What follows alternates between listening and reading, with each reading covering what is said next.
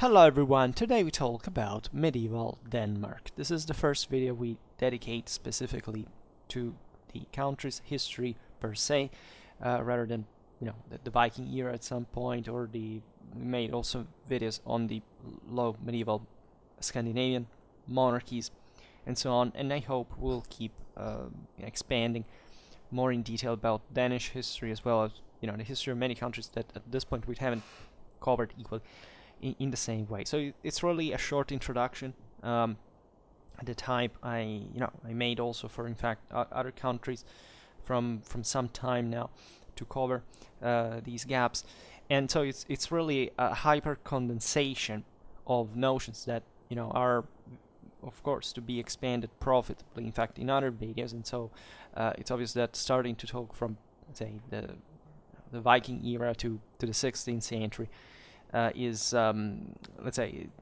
it's too much for a single video, but it can be useful maybe for drawing at least a sketch, an idea of what we're talking about in the first place, where people, I don't know, have maybe not kind of even heard about certain things, as we all have to learn something new at some point from one another.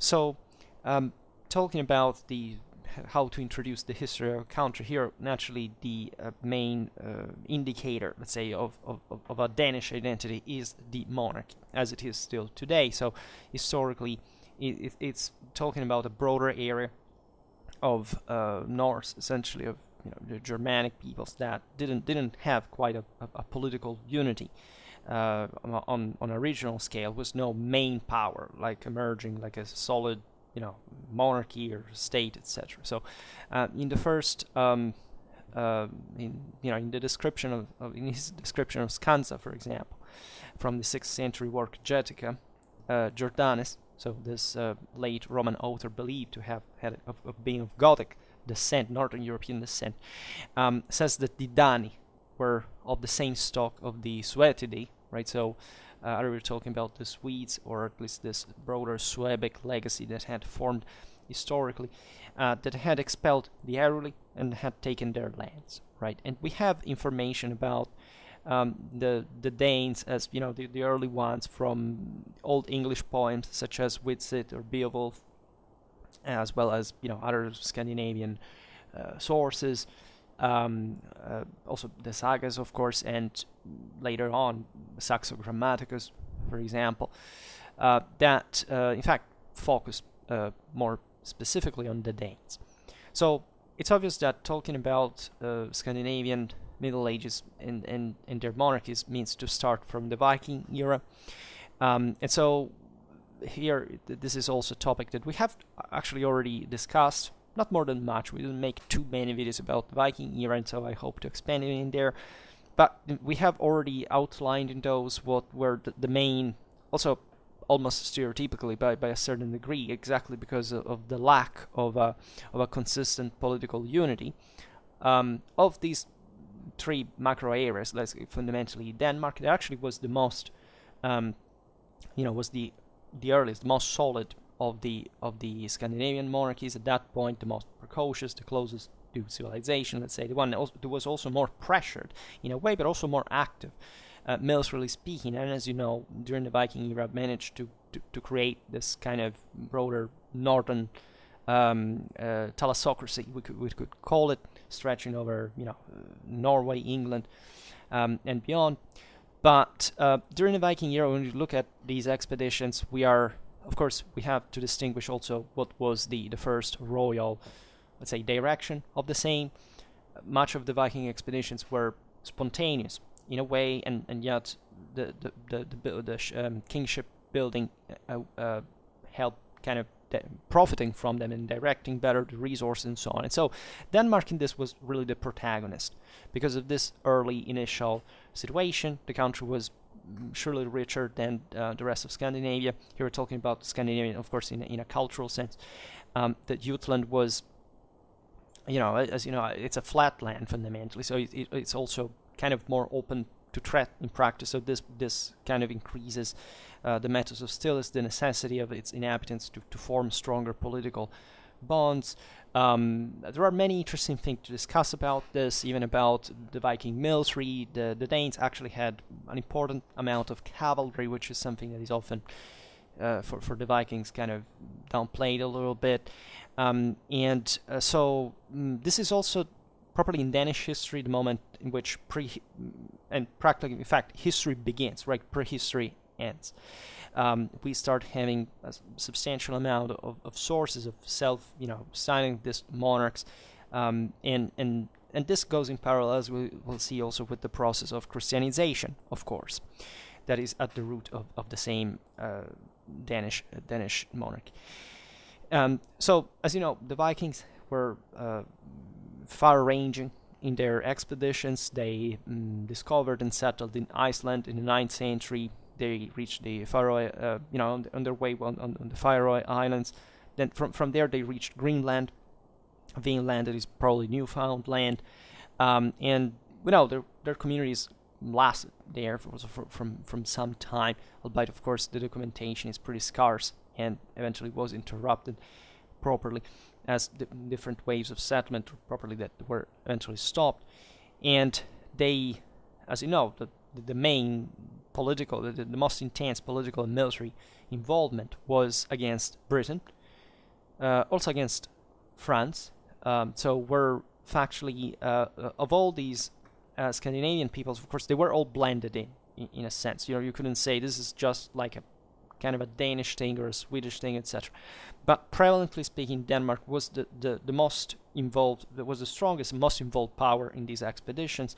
So the ones that factually also properly Danicized, I don't know which in English it's correct to say, but properly, in fact, Britain, so that before the Viking era we talk about the Anglo-Saxons. By the time of Norman conquest we talk about the Anglo-Danes, speaking of the English kingdom, because of this very important impact that you see Jutland, the more you rise in towards the north, and the smaller the globe becomes. So if you look at Scandinavia itself, it's actually a small country. It was not even very populated. It was fundamentally poor, kind of primitive. But what strikes you in this is the capacity that these peoples had to expand, to colonize. Right, I give you that in Northern Europe this was more successful because in general population was more scattered. So wherever you brought a certain amount of people, they could make a more lasting impact. That Norse legacy also biologically it's to be found all over the British Isles, in many areas of non-Scandinavian Northern Europe especially, and so this shows you how, let's say, morally driven these people were, like whatever their motivations were, that historiography fundamentally stresses to be primarily the one of loot, and that this was the case. The Vikings were essentially pirates, wherever people save up. The Scandinavians were also traders and farmers, yes, living of the loot of the slavery, like just in trade, I was in farming. The whole success of the Viking era was arguably founded primarily, and this is evidenced basically by the broader historiographical reconstruction that we made under any point of view on the deportation of Christian slaves to other countries. That this was fundamentally the sap of the Viking era. It had naturally broader ramifications. Today we say, because it's slavery, like the worst thing that ever happened in the history of mankind. Well, it was how it was at the time. Right, so we don't have much to evaluate that in the sense of making people feel guilty about it, but rather simply describing, understanding what it meant, because we're talking about worlds without states, right? To become what we have become now, you cannot pretend people to do something different from in a world that was essentially unruly, violent, unstable, bloody, and where that was essentially the norm from a moral point of view. And if you have certain peoples of that stage of development, that's what they're going to do. Yes, and it is true that if you look at the Viking era in insight, I don't know, from an Anglo-Saxon or Frankish perspective, there is something there that these were really the bloody, ruthless invaders. But at the same time, there was a cultural divide. There was the continental world and also the British Isles by a degree were definitely more advanced than Scandinavia, but still this this doesn't take away the fact that these peoples were able to essentially paralyze at some point the activity of many of these countries.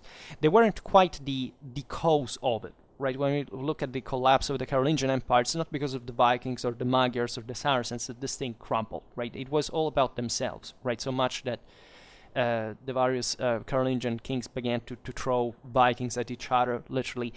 And they of course, the local Frankish nobility traded with them. There was a coexistence. There was a contact and actually a benefit, culturally speaking, for the same Scandinavia, which Denmark is the best example in this sense, as the most precocious and advanced dynasty, the nobility of which was more sensitive and kind of exposed, and to the broader Frankish culture in the form of vassalic beneficiary system, Christianization, so the creation also of more, of a more stable landed administration and government system that everybody was really interested in, as long as the elites were concerned, right? The idea that there was a king that was pro-Christian per se, right? And no nobility that didn't understand that is actually very wrong rather than simplistic view, because as soon as these nobilities could actually rise to power, they would do the same exact thing. So it was just a matter of balance of power. And as you know, in the Scandinavian monarchies, this thing took really a long time before taking off consistently. We already made a video about the medieval Sweden. Also, in the case of Denmark, you will see that the monarchy fundamentally had certain moments of, say, ups and downs, to be euphemistic, moments in which it literally evaporated at a certain point, where the lay nobility and the church took over again. So this worked importantly in itself, even in its critical reality, to provide like kind of a dialogue and negotiation around which eventually the monarchy, the state, was built, but on the very, very long run. Part of the reason being that these northern countries they had less surplus, less resources to centralize. The populace was less stratified socially, which meant that it was harder for the nobility to control freemen, right? That differently from other areas of Europe, were kind of freer in the sense of political and juridical connections. Not really that they lived better for that matter, because the system was actually more unstable, and the quality of life was not really that, it was not really matched by the same degree of absolute degree of freedom that they could have. So actually, as we will see now, these are tormented national histories in many ways. Nevertheless, Denmark also achieved very important results, and also in this dimension that floated, of course, across the boundaries of the modern country, and that, as you know, through from Knut the Great to the Kalmar Union and etc., involved fundamentally all Scandinavia, of which Denmark, in fact, was the maybe saying hegemonic is too much in a sense, but definitely the power that had the greatest capacity, the greatest ambitions, and most of the control in the other countries was also mostly coastal, as you understand. I mean, with Norway it's kind of obvious because it's basically just coast. With Sweden, not really, but at that point it was important rather to control the various ports, the most important trade centers, and so exercising an important pressure also in the hinterland that, however, could not quite be occupied, right? So we'll try to see this better, but they are dynamics that must be stressed. And so Denmark, without being too specific, but it also engaged in all those raids. In fact, during the Viking era, it brought the Northmen up to, as we've seen, to develop the trade routes from Greenland to Constantinople, through also the great Russian and Ukrainian rivers, mostly the Dnieper, through via Kiev. And the Danish Vikings were also the most active, as we've seen, in Britain, Ireland, France, Spain, Portugal, and Italy, where they raided, mostly conquered and settled, and so informing also the ethnic dimension of especially the British Isles and its surroundings, right? Think about the Danelaw.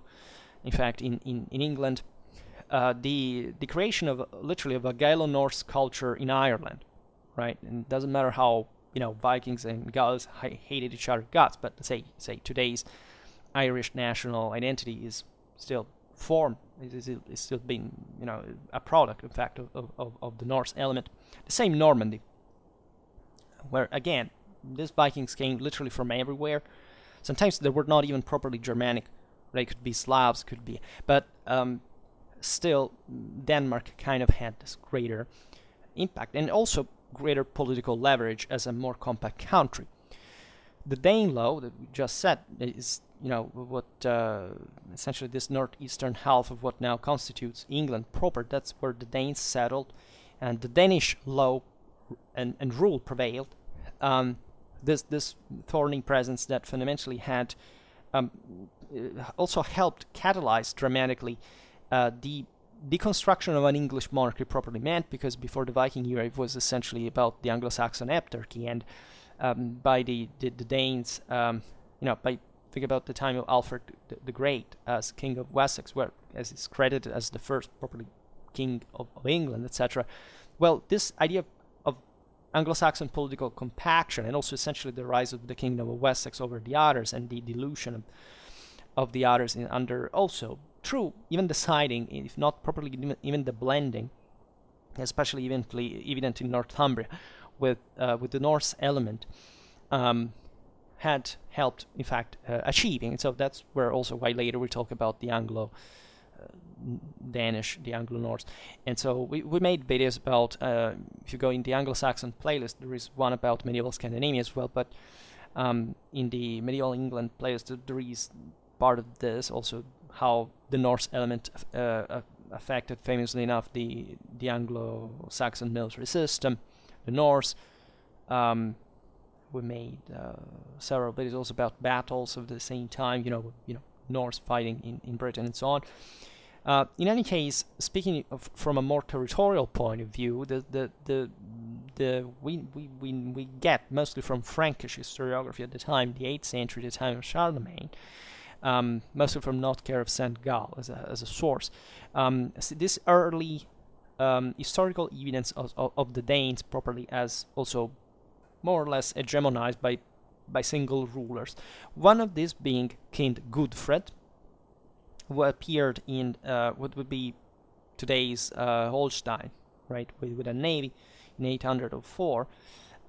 Here, essentially, the situation was tense between the Carolingians and the Danes, because at this point the Carolingians had already invaded and conquered Saxony.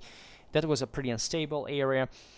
These were areas that were similar, let's say, in that political and social frame to Scandinavia conceptually. There was also an important Slavic element east of the Elbe that in part was siding with the Danes, in part with the Franks. And the Carolingian interference in the area had, triggered the reaction of the Danes, because they felt threatened essentially by a possible Frankish expansionism in the Jutland Peninsula, right? So this boosted some reaction from them, some intervention, some raid and invasions along the coast, and so mostly to destabilize the Carolingian presence there, hoping to push it away, because they realized that a major scale invasion, albeit unlikely in those areas, given the profit that the Carolingian Empire could have, and all the enormous, much greater problems that they actually had to keep together what they had conquered so far, was produced enough metus hostilis to bring the Danes to compact eventually around these rulers. And King Gudfred, for this reason, carried out also some important distractions, like a scorched earth strategy. For example, he attacked the Obodrites, at some place with a Slavic population, and conquered the city of Rerick, which was essentially the population of which was deduced to Hedeby. Rerick was said actually to have been, if not properly a Danish center, but still, let's say, a trade center from which the Danes profited, right? And so it was destroyed mostly for preventing further Carolingian penetration in the Baltic and further, that could create, problems to the Danes. A characteristic of this early, say, this Viking era settlements that basically marked the same is also the volatility, right? The Viking era triggered this trade explosion, let's say, that rendered some centers all over, several centers of the Baltic very active at the time. But let's say when the Viking era finished, not only these places decayed, but factually disappeared. Sometimes we don't even know archaeologically where they were. So this tells you how contingential and how unstructured these movements were. So also deporting people, having settlement here and there, just creating an entrenched say fort and things like this as to store the loot and to make it kind of a trade center, could eventually give origin even to, in fact, some of the most important cities in Scandinavia, but not only. Think about all the great Irish center, fundamentally created by the Viking hill fort. But at this situation, it could be still very fluid, and as you know, they were pretty warlike. They often clashed against each other, razed things to the ground, deport, etc., like in this case. And Charlemagne actually got pretty tired of the Danes at that point, and there were attempts to essentially negotiate, to have even some diplomatic connections to settle the matters of the borders. But let's say the Danes were elusive, right? And Godfred was maintaining this ambiguity that for which the Carolingians began also to seriously plan a full-scale invasion of Jutland, albeit this didn't quite happen. If anything, because Godfred at some point attacked with 200 ships. Now the names sometimes also in the sagas, in other sources, are thousands of ships, but actually we know there were quite less, but doesn't mean that there weren't a force to be reckoned with, and with which in fact Godfred attacked the Frisians. Or the Frisians had been brought down by the Carolingians, were also this kind of Nordic population that had been quite warlike but quite primitive, was relatively peripheral in spite of the geographical proximity to the Carolingian Empire itself. And what the whole story is, the Carolingians were not much were not actually at all a maritime power. Yes, Charlemagne, exactly to counter the this northern pirates, at some point mustered some fleet, but it was just a very short-lived thing. It's even said the Viking expansionism had been favored in the area in the North Sea by the Carolingian conquest of the Frisians. But let's say the broader reasons of the Viking era are probably of much larger implication. They were much more systemic than we think, and there wasn't properly even a real others say even an ideological reason, right? The problem that they fear to be Christianized or something. Mostly that they fear to be conquered, right? If anything, and most of these, they were the Danes, because they had seen what had happened to the Saxons next door, which they didn't like at all. But still, once a greater power invades the area, as we've seen as Godfred, you wouldn't keep interfering. Godfred's sister was also a concubine of Charlemagne. To make the long story short, it seems that Godfred began to, pressured by the situation, having made this bold attack on the Frisians, began to challenge Charlemagne to battle. He claimed that all Germany was under his own control, that he would defeat everybody, and end of the story is that the same Godfred's huscarls took him out and came back to Denmark. And this is kind of an instructive story to see how actually dangerous probably this move had been for the same retinues to see at that point. That it was kind of didn't make much of a sense to start quarreling with the Carolingians at that point. But the struggle continued. But you still gotta appreciate the offensive that they were able to take, and so in this sense also the moral force that later on, in fact, against the same Francia, the Danes would show. As Viking raids, as famously enough, hit the hardest, especially during the 9th century, the early 10th century, the coast of France, right? Most of those Vikings were Danish, right? We're talking about France, the Netherlands. They were initially smaller rates, eventually ever better, organized, and they were probably very advanced armies by, let's say, the standards that they could cope with the same Carolingian ones at some point, right? The Vikings, yes, were kind of, as we've seen, less. The Viking military was less developed in general, but yes, they had siege weapons, they had cavalry, they had this very, organized, also amphibious capacity, logistics, etc., differentiated types of ships, probably to also bring in the horses and so on. So they came to besiege Paris, right, which is not a few. They came to raid fundamentally up to the Massif Central just by, say, sealing up, rowing up the Loire River, devastating periodically, basically all of Gaul, right? And eventually, as you know, at the beginning of the 10th century, there is all the episode of Rollo that was settled in the lower Seine Valley that would bring to the, it was a way to simply, create a kind of a buffer state for, keeping at bay also other Viking waves by the side of the Western Frankish king. The region would become known as Normandy historically in Europe, so the same descendants of these people would be the settlers who conquered England in 1066. And it's that tells also, by the way, how successful the Frankization could happen, because by that year, fundamentally, aside from the biological continuity that of course was present but also not prevalent from a demographic point of view, but still these people was a perfectly Western Frankish people in everything, in language, in military organization, in everything, right? So and this is an advantage, let's say, of these peoples that didn't have quite of a, they were literally pirates, right? They didn't have per se much of a cultural resistance. They found of an opportunity, and they knew how to exploit it, and these episodes actually show it very very well.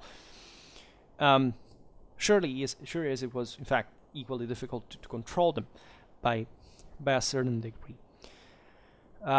Some Danes are, the most seafaring and exploring experience was normally attributed to the Norwegians, but surely, in this Atlantic sailings, the Danes participated as well, settling in the Shetlands, in the Faroe, Iceland, Greenland, and so on, right? And the Greenland Norse settlement persisted for like half of a millennium, right, from 1080. We know that surely there were so many. Sometimes these expeditions were very, very individual, right? And surely Vikings reached even more far than that at some point. But for what we can track historically, there were surely seasonal camps in the Baffin Island, for example, and that show essentially European finds, right, typical of the time. Of course, expeditions to North America didn't last particularly long, but still it happened. There were raids in the Mediterranean, famously enough, but let's say they were short-lived. They didn't have long-lasting effect, simply because the local, let's say, wealth and demographics was hopelessly unfavorable to these incursions. In any case, what we can see for Denmark properly is the vestige of an important infrastructure reflecting the power of our local ruler is the famous Dannevirke, right? That was near the city of Edeby, and that was surely present by the early 8th century already, and probably even earlier, and expanding further up to the 10th. Right, they existed in other areas of northern Europe. Think about Offesdijk.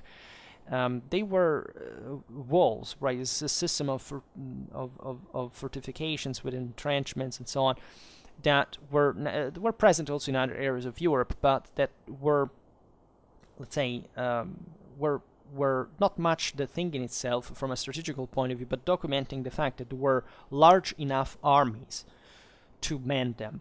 Right, we're not talking about the garrison, but properly what these systems strategically serve the purpose of. Right, because if somebody had attacked them, if nobody was defending them, somebody simply crossed them in one day. Right, there was no fortresses by itself do not defend them by themselves. But being so large, it meant that at that time the Danes could levy a large enough army that could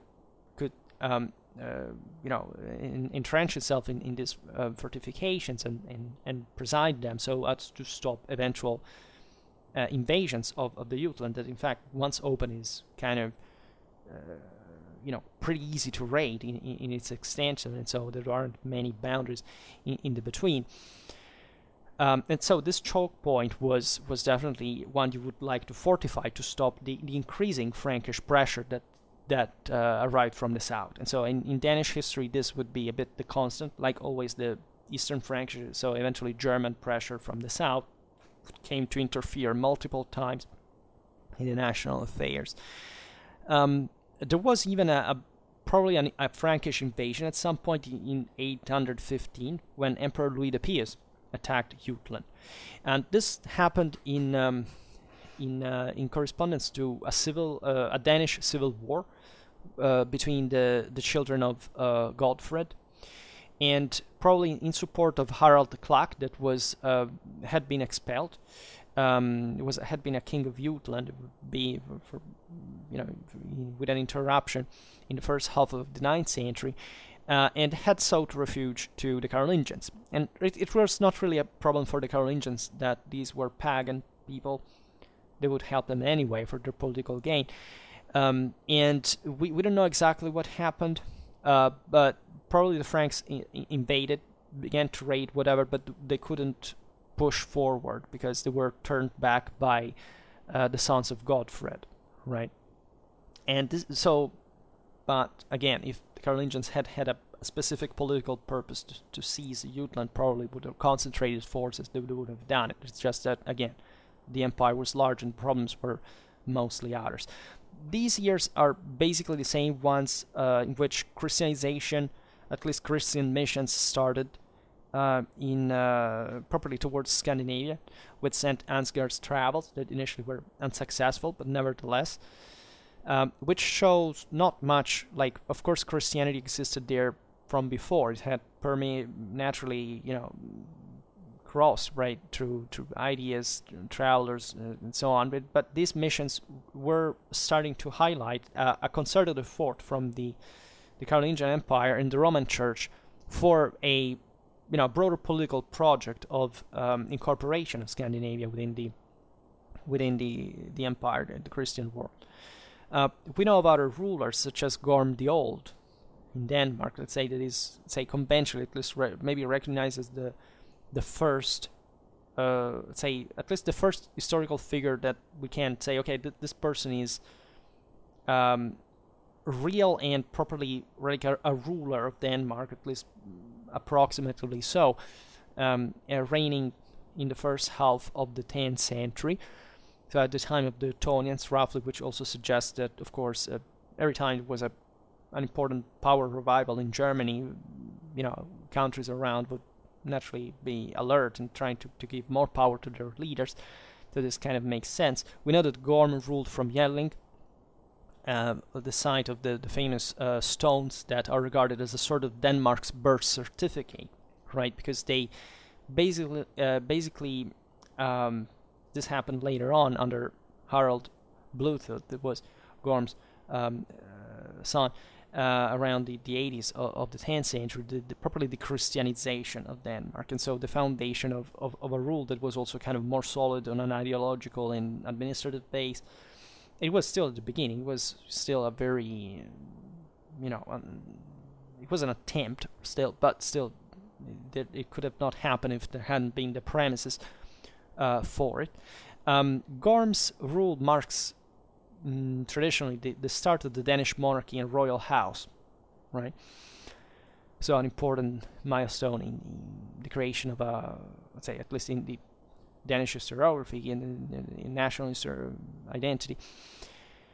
The Danes were so united and officially Christianized, at least, yes, in 965 by Harald Bluetooth, was Gorm's son, as we have seen.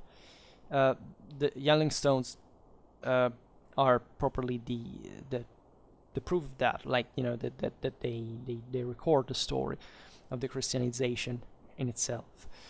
And we don't know actually in how much Harald's power substantiated. Like, from a geographical point of view, we can think that mostly its power stretched from the defensive line of the Danelaw, that of course represented a bit, you know, towards the south, also a bit more the most developed area, at least the one that would require that kind of, as we've seen, manpower to man the defenses and so on. But also so including the cities of Edeby, across Jutland, the Danish Isles, and parts of southern today's southern Sweden. So we're talking about Scania, perhaps Halland and Blekinge, if I pronounce it correctly. And there is also a reference in the Yellowstones about the idea that the Danes had somewhat won Norway, and so had some kind of, you know, of lordship over the country that, as you know, would eventually Denmark and Norway would go for as the most connected with a Danish preponderance, but still at this point was still a difficult purpose, a difficult task, because the instability, the existence of a Norwegian, you know, political, say, autonomy, of course, in the figure of their own leaders, of their own, of a monarchy on their own, was often conflicting with Denmark, but still Denmark had greater power. Now, this is still, of course, a Viking era, and Harald's son, Svein Forkbeard, among the various military operations who was famous in his life, he resumed a series of invasions and of conquests properly in England that late. We're in the late Viking era. So by 1014, England had completely submitted to the Danes, right? So this was a phase in which properly the Kingdom of Denmark was also the Kingdom of England, and which were naturally two different countries in many ways.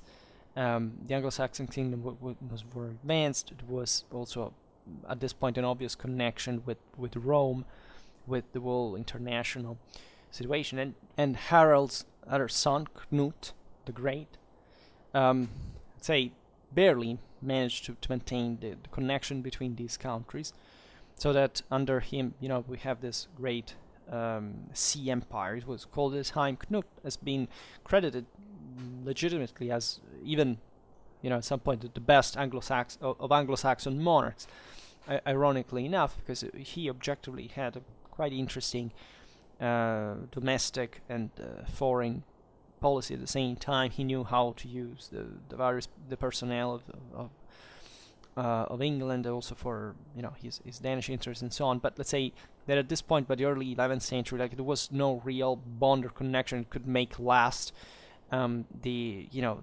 dynastic continuity in the two countries, at least, you know, say yes, a control by the same successors, etc. And so, in fact, under Knut's son, Ard Canute, this empire kind of fell apart again, right? These were essentially dynamics based on the personal power and prestige, right, of the monarch. If he managed to convince the nobility of the worthiness of these projects, he could essentially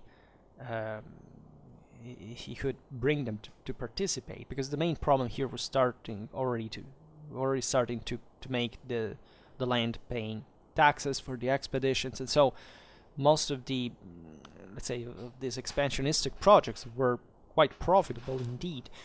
the Dane Geld was really a lot of money that the English paid to the Danish invaders at some point. But let's say this capacity of accumulating loot and to redistribute it among the regiments to invade further, but this also depended on basically the same. I don't know, if there was a revolt, it was very difficult to put it down from the side of a country was barely had a barely concentrated monarchic power.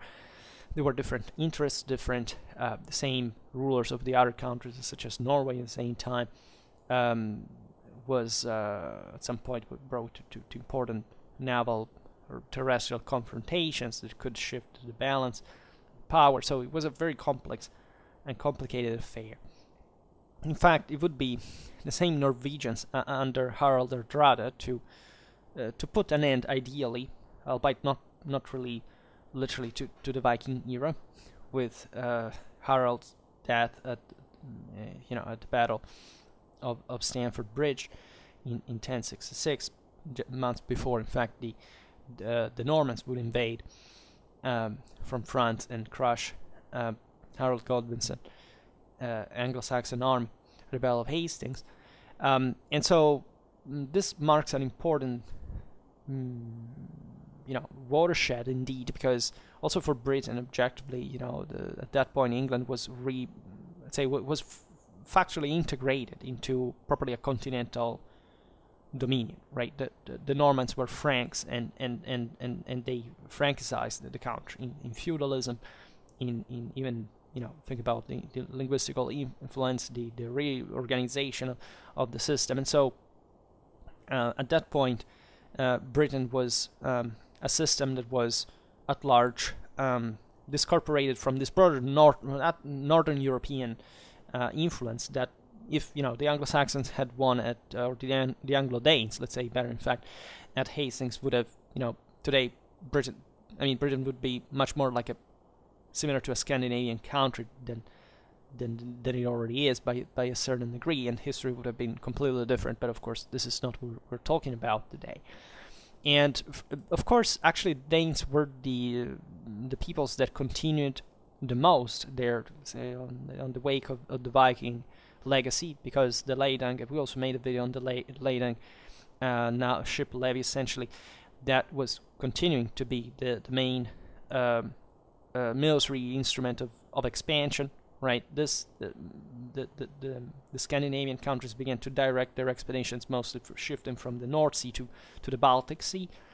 There were other attacks on Britain itself by the Danes specifically, because they were the greatest power, etc., but never, to a consistent breakthrough. And so, at this point, the Scandinavian countries began to revolt mostly within themselves in the construction of monarchies, of more powerful monarchies, given that part of the reason that the Viking era had been over is that, of course, as we were saying before, it was not much about Scandinavian force in itself, but about the solidity of the continental powers that at some point were impossible, let's say, just to raid and pillage and blackmail like it had been proper mostly at that point, not even properly of the late Viking era even anymore.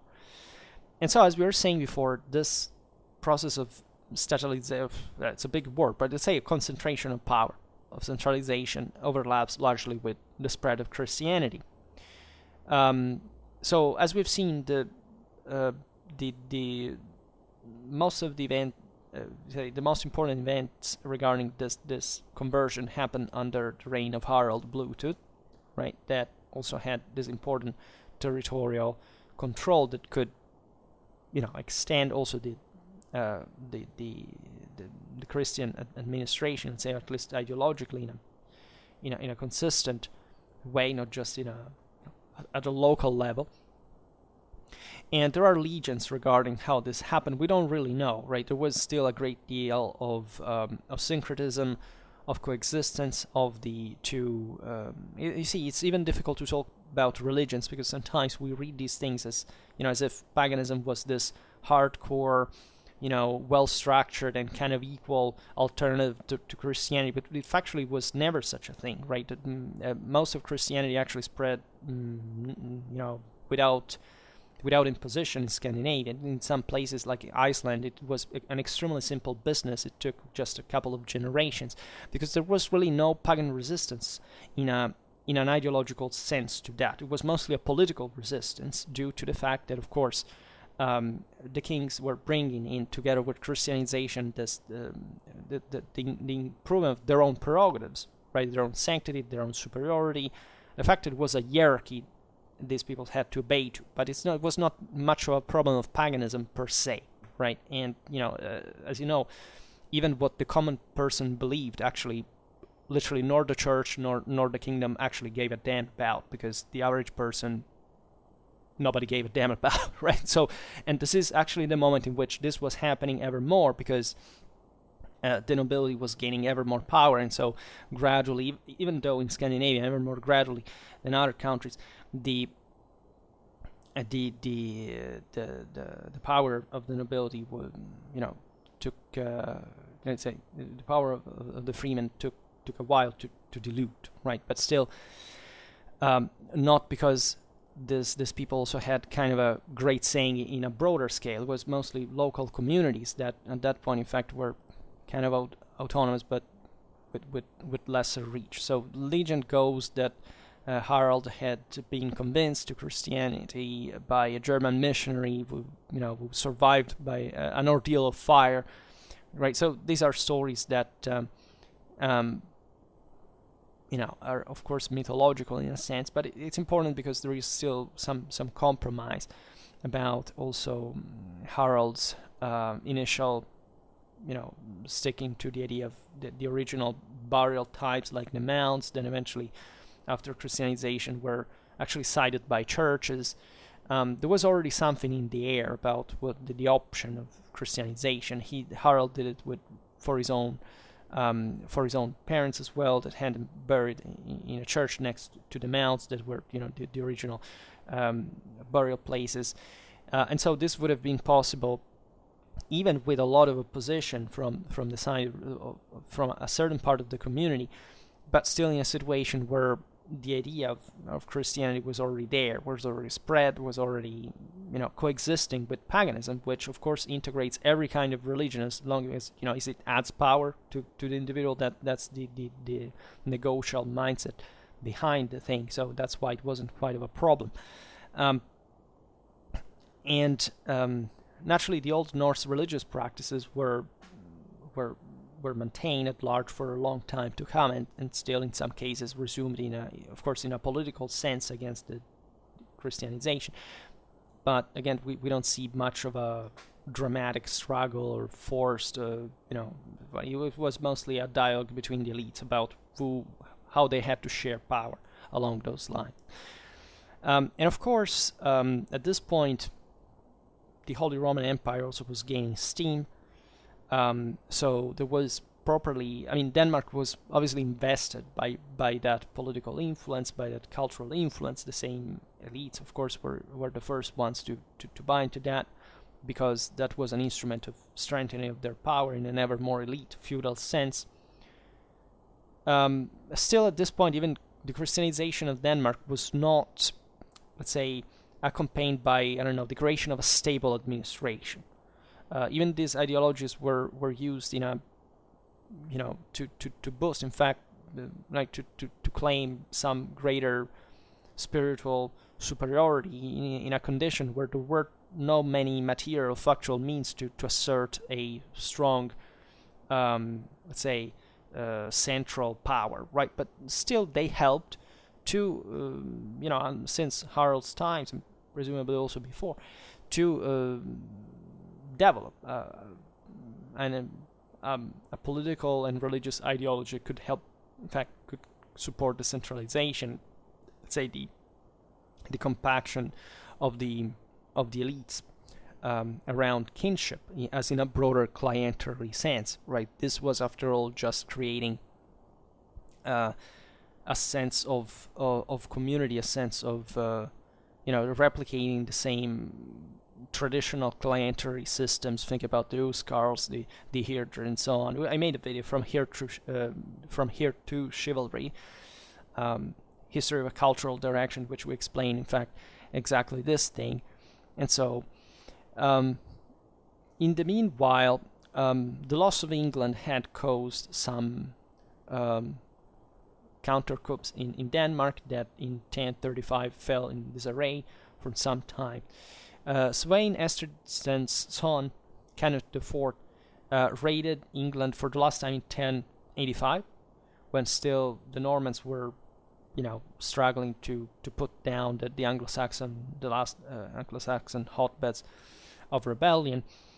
And there was some planning for another invasion, but there was actually a pretty large expedition mounted up with allegedly 1,000 Danish ships, which of course never existed as such, but let's say traditionally 60 Norwegian longboats, meeting with other 600 ships under the Duke Robert of Flanders, that's still in the North Sea, even as a feudal power was maintained in part, still those kind of naval capacities and raiding kind of pirate mindset of the previous times, for summer of 1086 to attack England. But the thing went terribly wrong for Canute IV, because fundamentally he had squeezed to the extreme his subjects, peasants, nobility. This had done in order to expand the construction of monasteries and churches that in this sense were literally properly the creation of new infrastructures that even you can imagine in a country like that had in the architectural, in the solid dimension, were somewhat of a novelty by a certain degree, and having instituted a new head tax, right, also for contributing to all these military expenses. And so this triggered essentially a great discontent. This massive expedition failed when Canute arrived at Struer, where the fleet had been was to assemble before the invasion. It had taken weeks, first of all, to arrive there. And he found of all his allies only the Norwegians there, so he thanked them for his patience and began to negotiate now the new, what to do in the situation. And while he was on the spot, actually, he tried to enforce some other fines, especially on the farmers, etc. And at that point, in the same place, a rebellion broke out against him, so that Canute had to flee together with his retinue. And he repaired to the royal property outside the town of Odense on Funen with two of his brothers. And at this point, he took refuge in the local church, but he was massacred there, and he was hit in the end with a large stone, eventually speared from the front, and he died, story goes, at the base of the main altar on July the 10th, 1086. Now, this is an important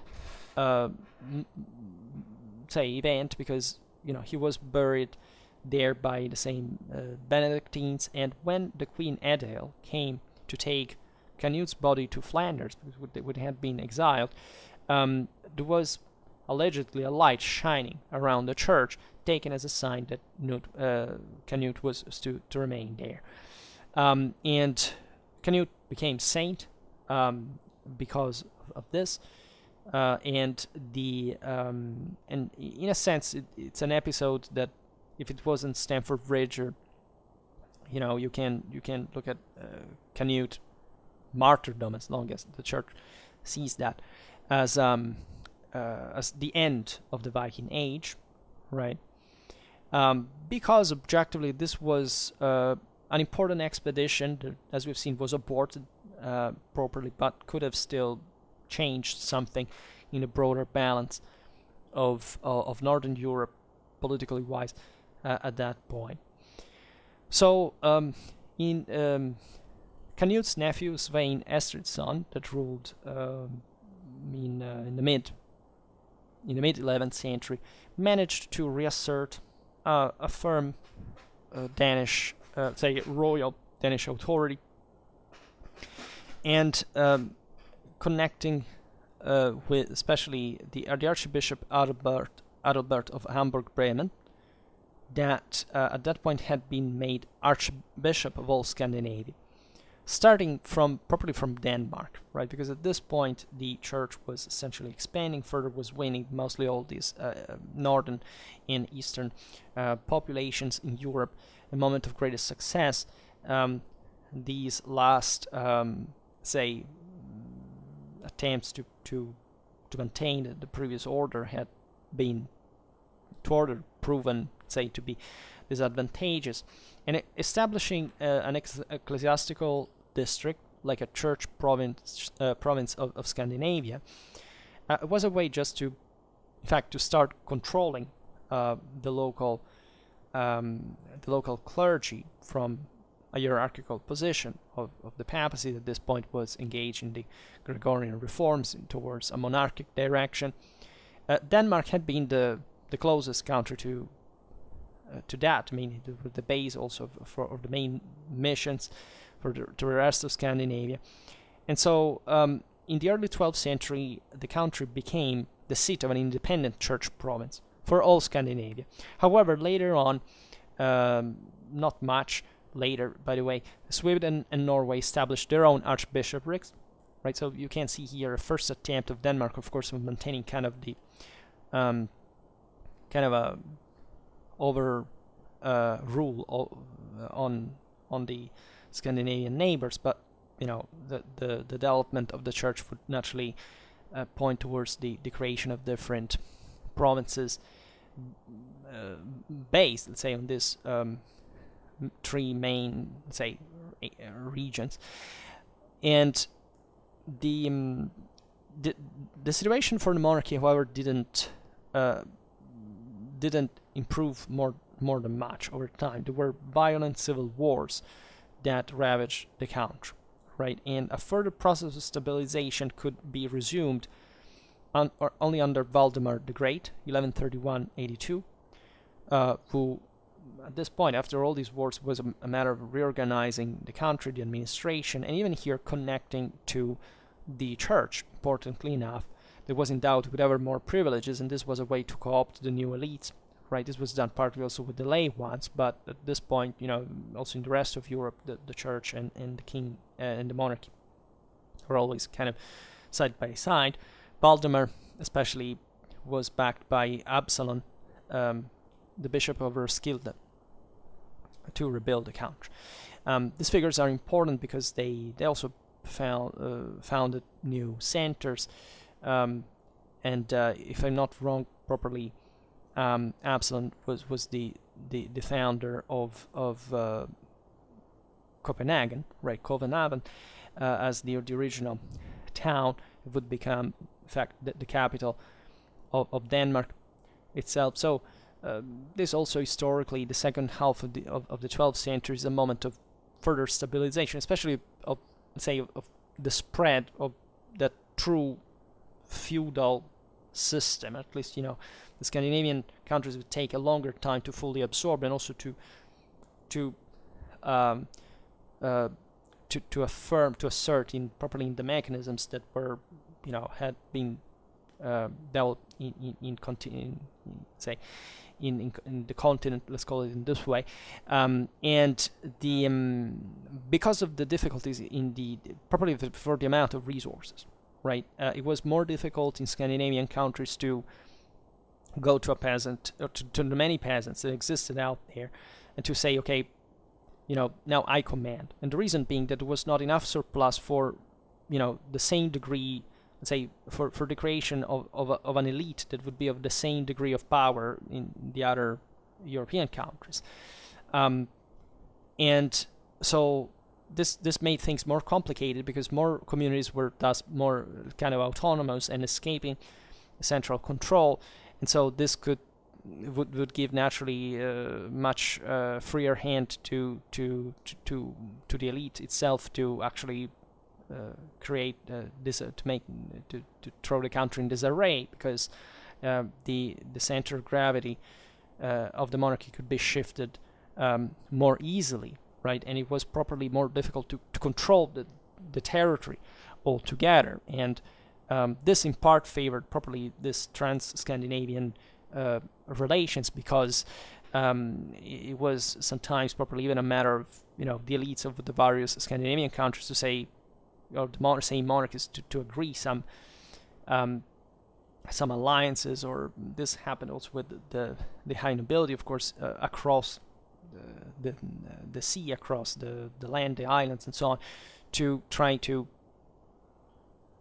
exploit any situation to give a bit of temporary stability, to gain, to make even a small gain, but still remaining standing on your feet. And this naturally reveals how unstable at a local level, even in a more rationalizing, compacting direction, it would have been to structure these countries. But it still developed their relations, and also the relations with the rest of Europe, which at this point were surely much more consistent than at least, in peaceful terms than before, and naturally oriented to strengthen a monarch. Throughout all the models, especially by the 13th century, were pouring as normally the peak of feudalism and universalistic power of the ideology, and so on. And as we were seeing before, under Valdemar and Absalon, the Denmark, so the foundation of important centers, the castle in the village of Aven, in fact, as we were saying, the origin of Copenhagen, and also, however, and this is the continuity of the Viking era, if you want, the Danish naval expansion in the Baltic Sea, of which it became the major power at the time, right? Later, these are the same years of this, actually, of the growth, the birth and growth of the Hanseatic League that eventually would contend the power to Denmark. The Counts of Holstein, the Saint Teutonic Knights, at some point were, for trade or territorial reasons, the other main influences throughout the Baltic that could contend to Denmark at this primate. And in 1168, Valdemar and Absalon managed to subdue the Principality of Rügen, that had been historically inhabited by the Slavic populations. Think about Arkona, etc., the sanctuaries that were torn down. This was properly, according to tradition, a great display of Danish power.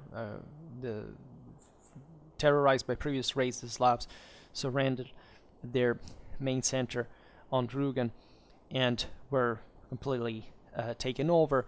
This was a great success for the Danish monarchy, because up to that point the Slavic piracy had obliged the Danish to maintain a larger amount of ships, which costed and naturally discontented the subjects because of the taxes and fees and so on that were imposed on them.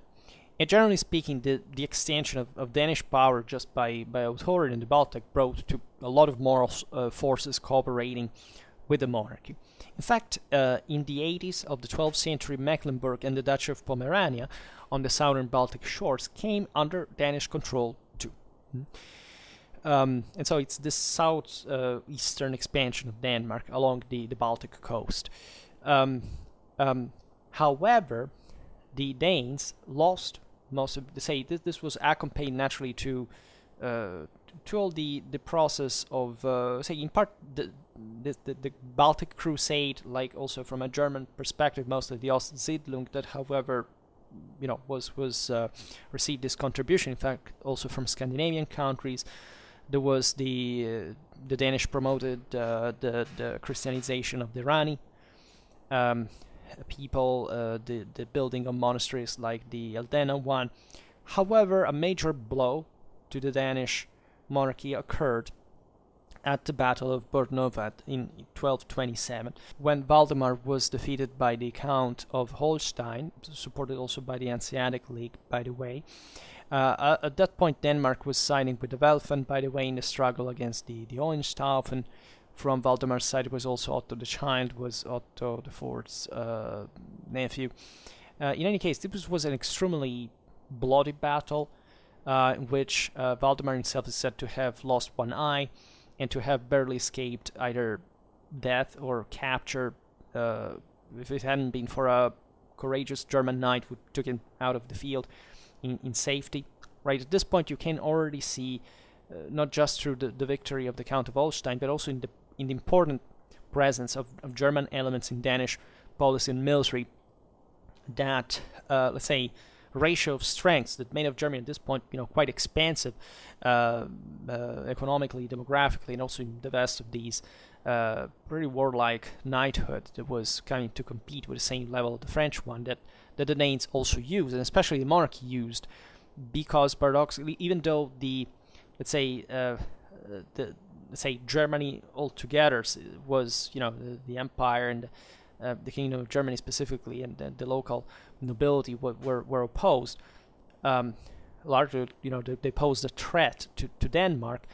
Still, it was a royal interest to integrate a foreign element in the country at the expense of the native nobility that naturally was more entrenched in its own privileges, and so by paying this more these foreign elements that were hungry and kind of warlike, etc., and like the king's men, that they could in part counter the same national, say the same nobility ambition. And in fact, the Battle of Bornhøved is a main was a great blow to the same. However, Danish monarchy at the point of causing practically, not its collapse, but triggering all a series of political and institutional issues that, at least at the end of the century, would bring the country to collapse with the uncontrolled rise of the church and of the nobility at the expense of the monarch. In any case, the immediate consequences was the Danish loss of most of their southern gains in the Baltic, albeit Rügen and its principality stayed with Denmark until 1325. And at the beginning of the 13th century, Valdemar I's son, Valdemar II, launched various crusades in the Baltic to claim territories, mostly in Estonia. So we're talking about the Far East, and areas were surely not more profitable than the ones they had lost at the hands of the Holstein and the Hansa. But still, they could expand Danish control in a way. And so, in fact, there is this period of Danish Estonia, by the way, starting. The important marking point is the Battle of Lindanise in Estonia in 1219. That is a bit moment of Danish national pride historiographically, because according to legend, the Danelaw, so the Danish flag with the white Scandinavian crosses, and the red background, fell from the sky, right? And so, was in the moment, of course, the greatest difficulty in the battle against the Estonians, and this gave the Danes new spirit, new vigor, etc., and they won the battle. And after the Battle of Bornhøved, the Danish monarchy focused mostly its efforts on domestic affairs, because that's where now the issue were. The monarchy had received a heavy blow, expansion ambitions had been thwarted, so that also that cooptation of sending the nobility to fight to vent their ambitions in the south now was over. It was a bit of this, I don't know, like approximately you can imagine like the English monarchy after the 100 Years' War in the War of the Roses, right? Ideally, and the actually under Valdemar was this important formalization of the feudal system in Denmark that properly created, of course, already existed there. It's just a broader clientelar evolution. Let's say that feudalism itself has various stages, it depends, but there was a properly a distinction on a legal base, a social base of the højadelen, so the higher nobility, and the lavadelen, so the lower nobility, that were in this sense hierarchized and attributed certain prerogatives. And this brought to a worsening of the traditional rights of the peasantry, of the freemen, let's say, that were increasingly brought under the feudal system. But this reform was not much much like a progress for the monarchy in itself, because of course this was done also in other countries. We've seen it in Sweden, was done say more successfully at some point, because the stories are diverge a little bit in the political balance depending on the time. But let's say that at this point it was more like the noblemen, let's say, more than becoming more, let's say more framed under monarchic control, actually just strengthening their own autonomy, their own prerogatives. So the church, right? And at this point, it was also a big deal of Roman papal interference in Danish affairs that brought to the so-called archiepiscopal conflicts, because the deal was always wherever the papacy could strengthen the ecclesiastical prerogatives at the expense of the monarchy, so that the country could be better controlled from Rome, and rather than having kind of an autonomous ecclesiastical policy, and so making the church becoming richer in the land. And so by the late 13th century, what you see is essentially a vanishing of Danish royal power. So much that the nobility forced the king to grant a charter that is considered ideally Denmark's first constitution, and this, by the way, corresponded actually to a process of territorial disgregation, of course, of the monarchy internally, but also of external pressure by the counts of Holstein, that gained control of large portions of Denmark, right? Given that there was the king at that point would just grant them fiefs in exchange for the money needed to finance royal operations that could salvage something, right? So they were literally selling out pieces of country to make the monarchy survive.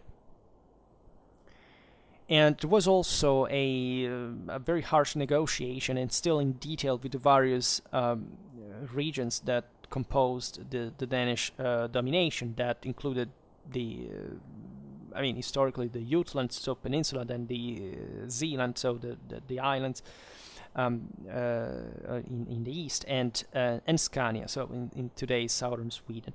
And all of these countries had kind of different codes of laws for the single, and it's very important because Valdemar's codes remained in use until 1683.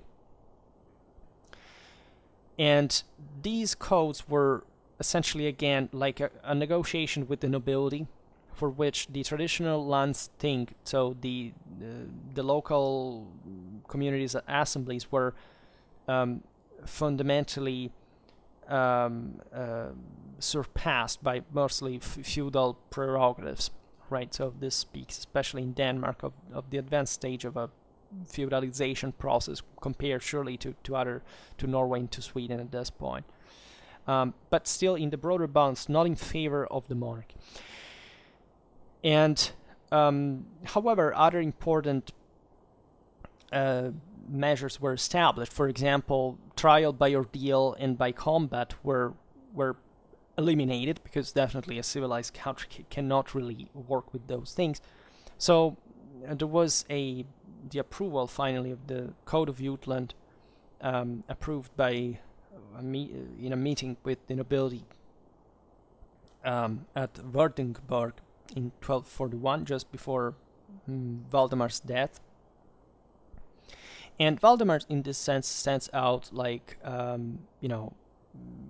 central figure in Danish history as the great legislator that had maintained this say, sanctioned this new order. Let's say it would remain for the centuries to come, and his figure's been, even more appreciated in contrast with what would happen after his death. That given that a number of civil wars would follow after it, and so whatever had happened before, that wasn't really a tremendous time, but would make it would appear like a golden age in comparison. And I would say, if you legislate for making order, and what happens is after a period of disruption, civil wars, and as you'll see here, the country will fall apart, right? Probably those constitutions were not really particularly effective, at least in sense of central government. However, this was a broader time of expansion of the country economically, especially from the 12th to 13th century. Europe was booming. Denmark had, interestingly enough, a very lucrative herring trade that especially lasted until the 13th century, an important source of revenue. Whereas, however, the collapse of royal authority in the 13th would somewhat dilute in terms of broader. It's always important to have political stability in the first place, rather than the economy will follow at that point. And so what happened, at least as it is remembered in the most disastrous ways, the reign of Christopher II, 1319-1332. Why? Well, because most of the country was basically taken over either by provincial counts or probably even foreign elements, including the German ones that at some point took over a great part of the land. The peasants' revolts at the same time, that, as we have seen in Scandinavia, broadly speaking, had remained some important force in the broader political balance, also struggle against the church, that at this point was basically the king cannot tax us at all, right? So whatever he tries to do, we will oppose him with all our strength. And Christopher II is being evaluated most in this negative light, because literally he had to sell out the country to even make the country had gone bankrupt, right? So there was no really other thing he could do, right? So if we look at his reign, it's not that he was a particularly bad ruler or he did anything specifically wrong, but it was just the situation and what he had inherited from his predecessors that brought him to carry out this policy. The royal power had been so deteriorated that after Christopher's death, no Danish king was elected for 8 years, right? And the country was essentially ruled by counts. And one of them especially deserves attention. He is Gerhard III of Holstein-Rendsburg, was this German count who also appears, normally at least appeared, in Danish historiography and national center as, let's say, the German foreign element. This figure was resumed in a negative sense also during World War II, etc. After the Nazi invasion, and actually this man basically seized control of most of Denmark, just because these counts that the crown had sold all the the territories to, or couldn't pay the debts to, simply took pieces of land as their own personal property.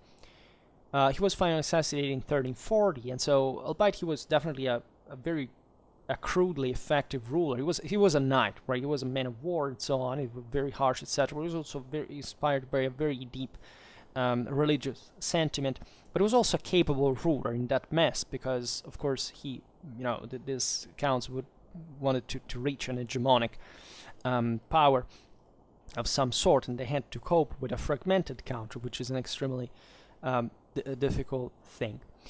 And after his death, Valdemar, there was Christopher II's son, was chosen as a king, and this Danish ruler is also quite interesting, because he managed, starting from his wife's dowry as an economic base, to gradually recover the royal territorial control, right? He would essentially invest this money, military expedition, claiming either purchasing back certain lands or invading them, and immediately overtaxing them to pay the debts contracted towards other noblemen, and or managing to retake them. So he operated in a over time. His rule was relatively long, considering the time being. It was also a quite troubled one, as we will see.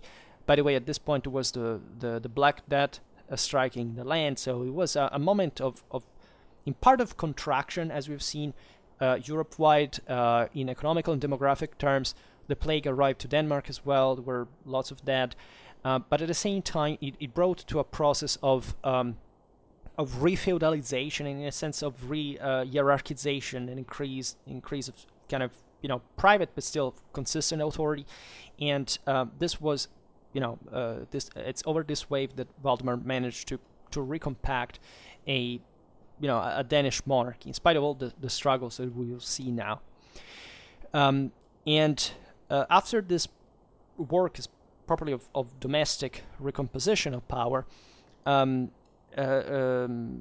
say territorial recomposition, Valdemar launched the actually famous invasion of Gotland, which was, in the annals of military history, it's not much of a big deal, but if anything, the archaeological finds to this battle are very famous to any military historian, because of the Swedish, of the mass graves that were found, and the very eloquent traces of weapons on these people were buried, sometimes properly still with the armor on. So we have this terrific, dramatic, and also kind of macabre evidence of the time that tell us, I don't know, how well crossbows were used also in a parabolic way to hit from the above, how they would smash people. I mean, it's very interesting. I put some creepy picture here and there. And Gotland was an important area for what had been the Hanseatic trade. Was an island that the Germans themselves properly as an imperial power had looked at, because of its location in trade, and the capture of Visby properly was the most important trading town in the on the island. Is the place of the siege of the Danish attack that succeeded, and so the Hanseatic League and Sweden tried to strike back against Denmark, and they failed miserably, as the Danish forces managed to capture a large Hanseatic fleet. They also ransomed it back for enormous sum. However, this was not enough to resolve the great economical problems of Denmark that in all these recomposition and that had entailed a continuous military effort, had its communities really tired of the heavy taxes, and especially of this war in the Baltic that was mostly like further strengthening mostly royal power, if anything. These political rivals brought to the expulsion of Valdemar from Denmark in 1370. This occurred after, by the way, a very heavy Hanseatic raid on Denmark. It also brought to the sack of Copenhagen, and the control of the fortresses of the Sund Strait between Scania and Zealand that were quite profitable. So at the end of the day, Vladimir was to settle, to maintain even some minimal prerogatives, and the Hanseatic presence, however, was maintained in these areas. So it was controlling the single fortresses were difficult properly to dislodge. Some of them were maintained for decades before Denmark could regain some hold on them. So that tells you how complicated the situation was. In any case, what by the end of the 14th century we mostly talk, of course, in Scandinavian history, is the famed Kalmar Union. That lasted formally for quite a long time, and was essentially a fruit of a dynastic contingency, as it often happened, and incarnated properly by Margaret I, Queen of Denmark, and in fact in the Union of Sweden and of Norway. Margaret is a very interesting historical figure. It's been defined one of the first and probably most important self-ruling queens. I mean, properly they were holding power individually, and that had summed in fact all these titles. She was the daughter of Valdemar Atterdag.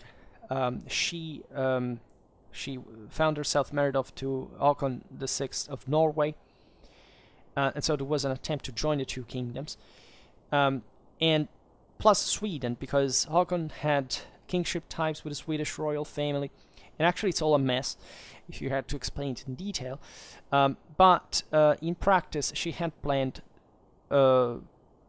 to make her son, Olaf II, to succeed as a king of all the three kingdoms at once, right? So it was never, the Kalmar Union was never a unification of the three Scandinavian countries. We were always separated. There was absolutely no way to unify them. But like as we have seen, these were dynamics that happened also in Central Europe, that dynasts saw it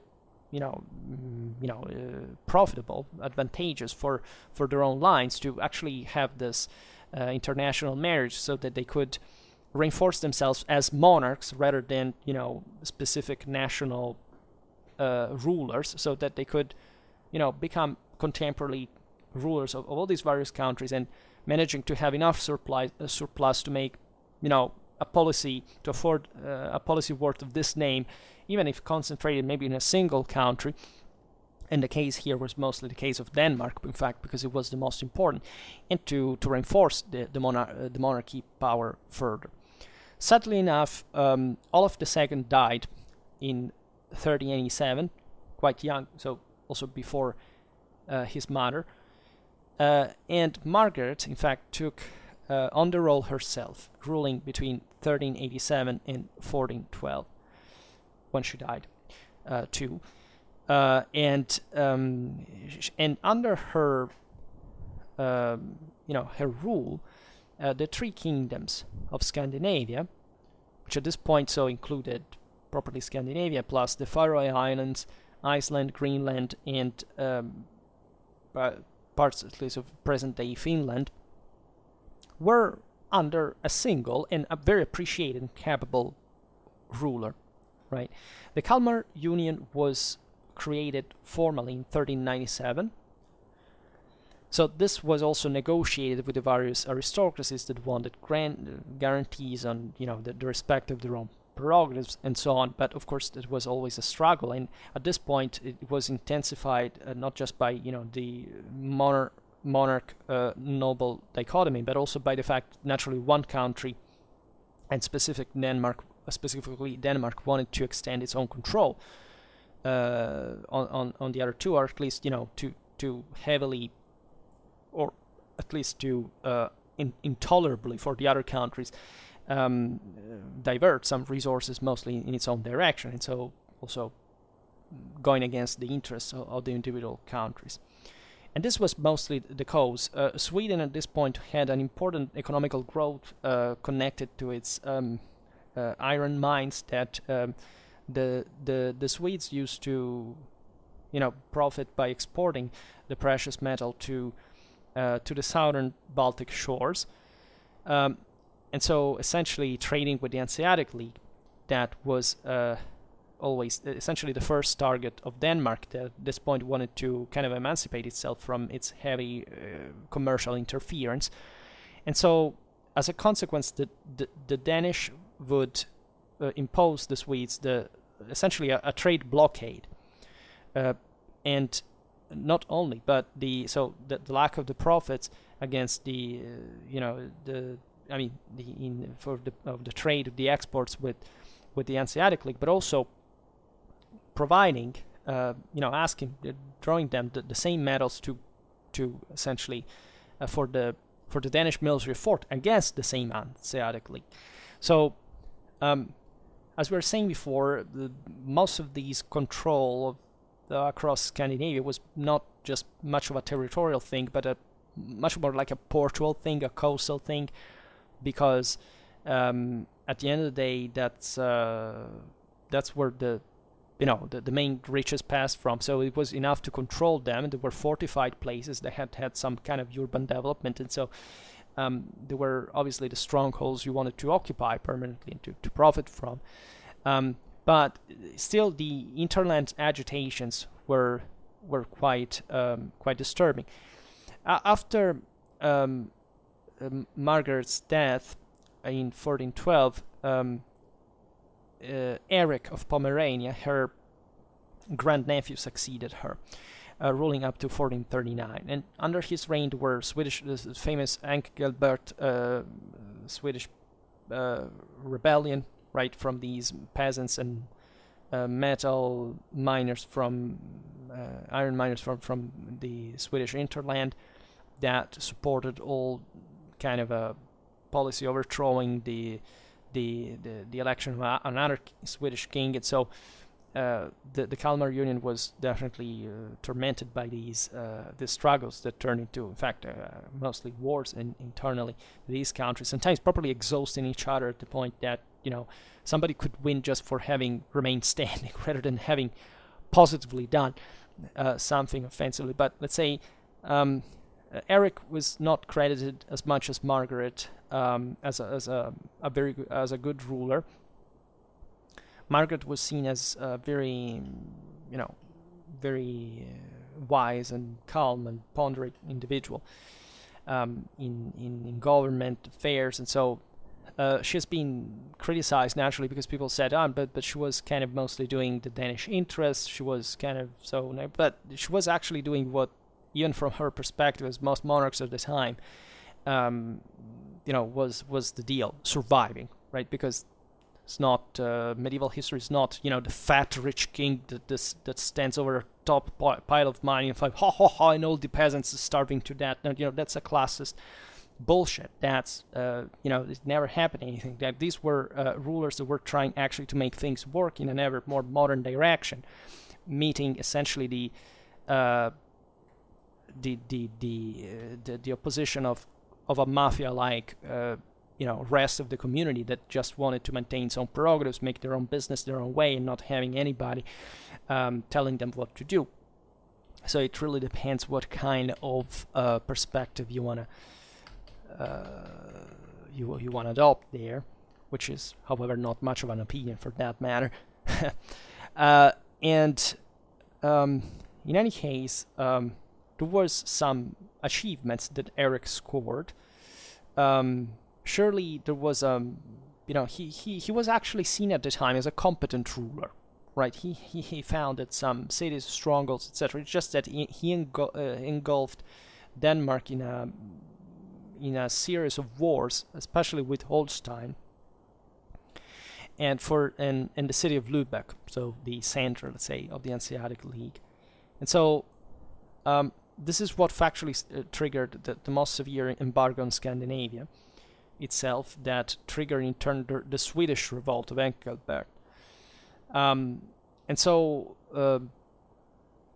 all the three Scandinavian countries declared Eric deposed in 1439. However, there was a resuming of the idea of this interregional rule of the Union, that at some point was, as you understand, was mostly just a legal thing, right? It was about how the single countries would be willing to accept that state of affairs. And in a sense, it's understandable as you understand how this rule could help consolidating, because in theory, if there is a single ruler, this ruler is probably going to ask less in relative terms to the individual countries if all the three countries kind of make the effort, right? It's like sharing the expenses for a single thing, and still something that of course had to be negotiated, but the situation was really tense, and there were moments in which this could be done, and in others, as we've seen under Eric, that would turn into kind of a mess, as most of the situation was frequently. But there was some advantage in it. It mostly of the enmity stood between the Swedish nobility and Danish rule, right? Eric was followed on the throne by Christopher of Bavaria. He was his nephew, and let's say there wasn't much of a consistent continuity of the rule of the Union, but let's say tensions grew, let's say, with the various successors, Christian I in 1450, 1481, Hans 1481, 1513, and it was always Denmark versus Sweden. Norway had just less to say because it was a smaller country, and generally speaking, it was more tied to Denmark in general, so it was less of a problem. Christian II came to rule between 1513 and 1523.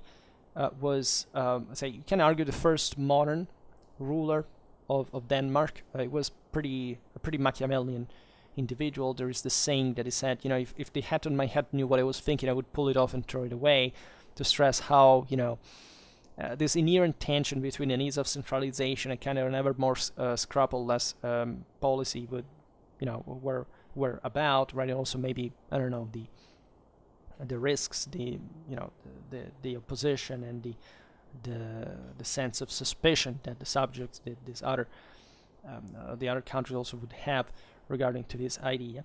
And in fact, he lived up to these suspicions, given that he conquered Sweden in an attempt to reinforce the Union. And he procured in November 1520 the Stockholm bloodbath, where he basically massacred 100 Swedish leaders who had opposed the Union. This event fundamentally killed any attempt to revive the Union consistently, and it's important in Swedish history because it triggered the definitive secession from the Union in 1521, the civil war that would bring eventually to the Vasa to rule, the same Protestant Reformation that followed in Denmark and Norway at that point, and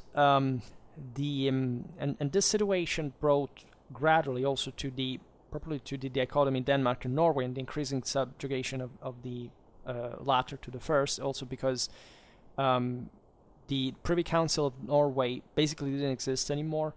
The Danish one had some power still, so there was, the direction towards what would have remained until 1814 as the union between Norway and Denmark, albeit there was always some kind of there were still always two separated kingdoms, and so albeit normally the Danish king would be also Norwegian one, he had somewhat to win Norway, let's say, the Norwegian support in order to also succeed properly as king of Denmark as such. And the two countries would remain separated as far properly as, for example, an army, like there was a Danish army and a Norwegian army, and then Norway had its own royal chancellor, separate laws, institutions, and so on. So, those autonomies were historically maintained over time. All right. So I think that for this first video we can conclude it here. It's been very interesting. I hope, again, as I said at the beginning of the video, to come to talk about Danish Scandinavian history more often. In any case, we'll see how time allowing, and lots of other things, telling the truth. Anyhow, for now, we stop it here. Just hope that you enjoyed this video. If you did, please share it. Otherwise, leave a like or subscribe to my channel if you're interested in my upcoming content. And for now, I thank you heartily for listening to me. I wish you a nice time and see you next time. Bye.